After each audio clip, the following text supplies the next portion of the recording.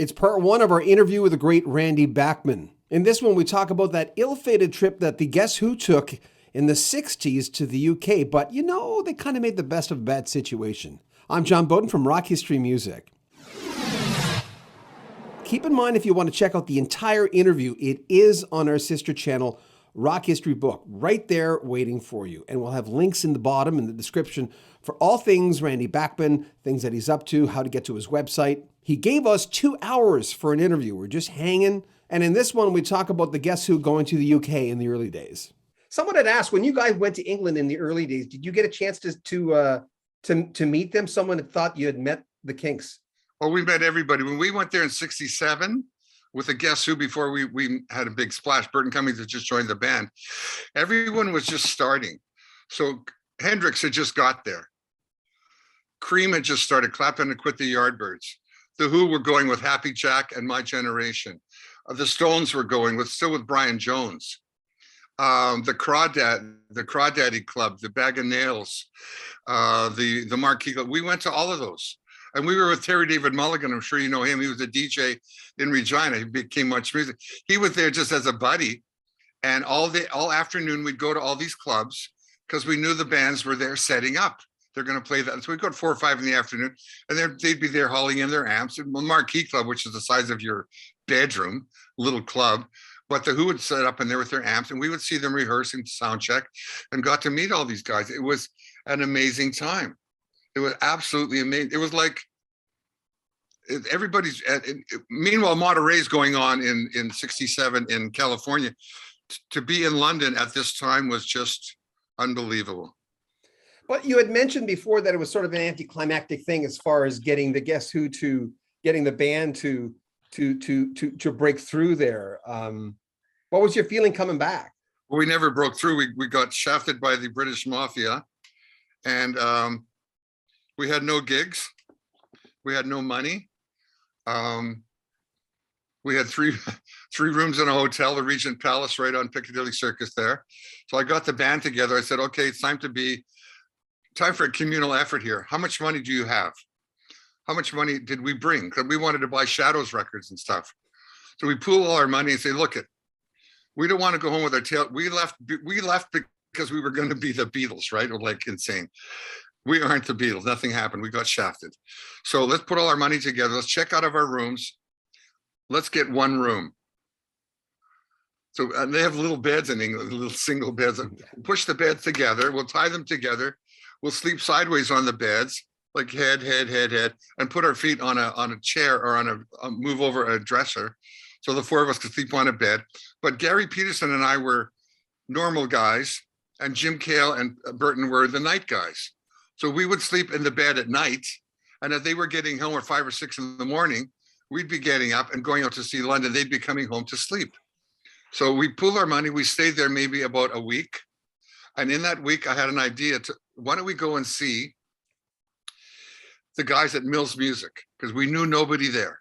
But Mills Music had published Shakin' All Over, written by Johnny Kidd, and we had the hit with Shakin' All Over. Yeah. So we go into Mills Music, we meet the main guy. His name is Tony Hiller. He welcomes us in. He says, you guys are really great. I'm doing a session in 4 days. Would you record 2 songs by these songwriters of mine? Because I'm the publisher, and I picked 2 songs. And I said, do we get paid? He said, no, but bring 2 of your songs, and you have 2 songs free. Well, wow. So I say to Burton, do you have a song? He said, I don't have any songs. That's 1967. I said, let's do Neil's song, Flying on the Ground is Wrong. So we were the first band to ever record a Neil Young song, which I had from an acetate Neil gave me of Buffalo Springfield, which Neil isn't even singing. Stephen Stills is singing it on the Buffalo Springfield thing. And then I wrote a song instantly called There's No Getting Away From You. We recorded the song. It's called This Time Long Ago.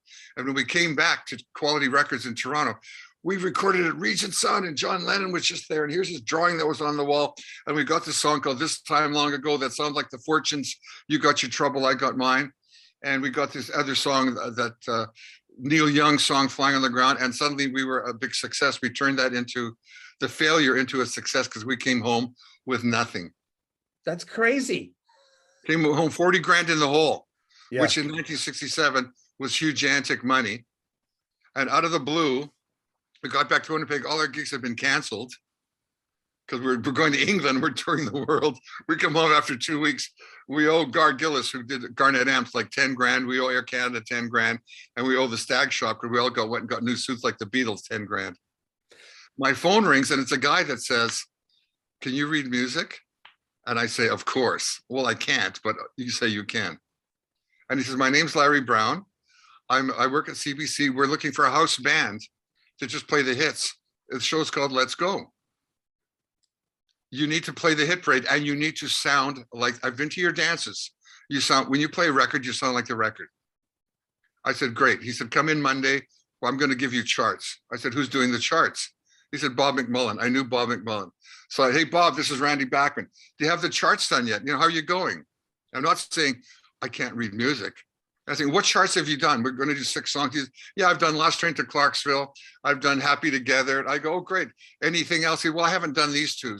I call Bert and I say, "Pool our money. How much money you got?" $3 for it. Let's go buy these singles.